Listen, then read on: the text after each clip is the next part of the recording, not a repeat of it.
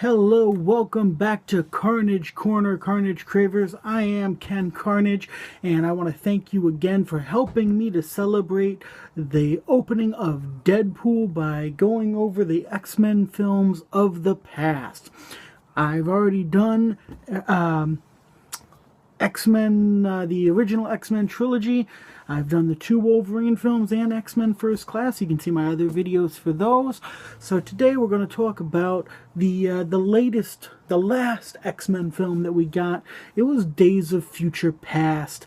And the huge impact of Days of Future Past is those of us who are, really immersed in the making of films and whatnot, those of us who really care about who's making the film and who's in the film and whatnot, it was exciting to us because the master, as far as the X-Men universe, X-Men films was concerned, the master was returning.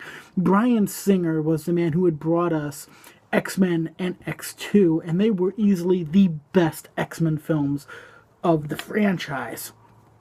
And he was the one bringing us X-Men Days of Future Past. He was the director, and of course had a hand in the script and the character developments. So it was very exciting. The controversy, again, if you want to call it controversy, some people were upset that it was a Wolverine-centered film. Basically Wolverine was the central character.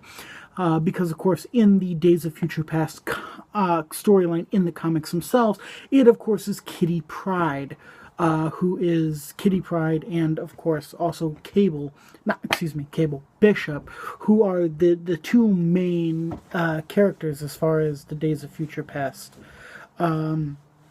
And of course they made it Wolverine, and their reason for making it Wolverine made sense. So, no harm, no foul as far as I was concerned. But some people were upset because, here's another X-Men movie, but it's really a Wolverine movie. Which is a little BS, but hey, it is what it is. I would say that one of the things I really thought was awesome about the film, yes, we got more Charles and Magneto, and yes, we got Quicksilver, which was much better than he looked, because his look was stupid, but he was pretty cool. But I would say the thing I enjoyed the most was Wolverine in the past. Just the fact that he had his bone claws the whole time, I thought was really cool. I always liked the comic stories where Wolverine had to do without his metal claws. Having the bone claws and not having the adamantium makes Wolverine a little less indestructible, and therefore really helps you to show, just how freaking tough he is and what he can take and what he can do, and it really puts an emphasis on his mutant ability. But I really liked that. It was a lot of fun.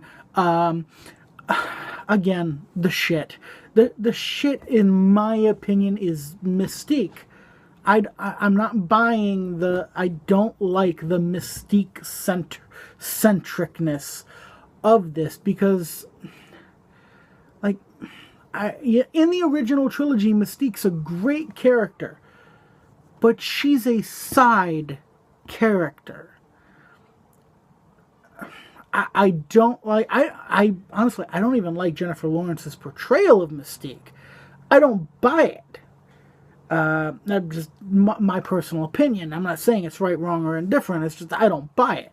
But, I'm not sold on that. I'm hoping that when X-Men Apocalypse comes out, that it's not going to be another Mystique-centered film. I'm hoping that's not the case. It's probably gonna be, but I'm hoping it's not. Okay, but yeah, that's the shit as far as I'm concerned, is that, is Mystique. This film, I rated at an 8 out of 10. Again, like many of the other films in the franchise, it's a damn near perfect film. The only films in this entire franchise that I will say are bad are X-Men Origins Wolverine. As much as I love it, is bad. Okay, and X-Men 3: The Last Stand, well, that's not bad. That's fucking horrible. So, but that's the X-Men franchise, and coming up from the X-Men franchise, we have Deadpool that comes out next weekend. Deadpool looks freaking fantastic. God, does Deadpool look fantastic.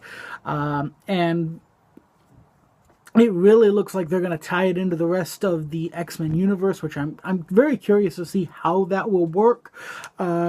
It's great with Jackman going away. I wonder if Deadpool's not going to kind of fill that void that'll be left by him. I mean, Deadpool's a very different character, but by the same time, if you're just looking for a thread to tie everything together, Deadpool makes a nice little red thread that you just can't break. So, that being said, we also do have X-Men Apocalypse coming out later in the year, and Gambit, Channing Tatum's Gambit, which I've expressed my opinion on Channing Tatum's Gambit several times. I don't feel the need to reiterate it. So that's it in a nutshell, guys. I can't wait to see Deadpool. Once I see Deadpool, I will be posting a video where I talk to you about Deadpool, let you know what I thought of it. Just a reminder, my reviews are spoiler-filled reviews. I just can't contain myself. I'm so excited. So, that being said, after you see Deadpool, be sure to tune in and check out the video that I will put up that will be my Deadpool review. So that's that, to go ahead and run you through things again real quick. The original X-Men was an 8 out of 10, damn near perfect film. X2 was a 9 out of 10. Can't believe that they were able to make it better, but they did. Okay. The Last Stand was a 3 out of 10. It belongs in the septic. You flush it. Forget about it. I'm so glad it's gone. Okay. Then you go into X-Men Origins Wolverine. That was a 5 out of 10. The movie was bad. They did some unforgivable things, but it's at least parts of it are fun to watch. Okay. X-Men First Class. First Class was like shock and awe after the horribleness of X-Men 3 and the X-Men Origins Wolverine. So therefore, X-Men First Class was like, oh, that one got a 9 out of 10 because I literally, like, if they were completely wiping clean and starting over from scratch with X-Men First Class, that would have been the perfect way to start.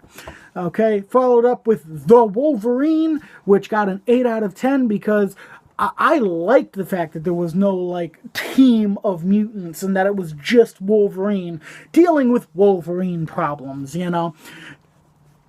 Call it what it is. I love it. I think it's awesome. And then, of course, rolling into Days of Future Past, it gets an 8 out of 10 because, once again, damn near perfect film. So, that's that, folks. I can't wait to see Deadpool. I hope you're excited to see Deadpool. And until next time, remember, Carnage is right around the corner.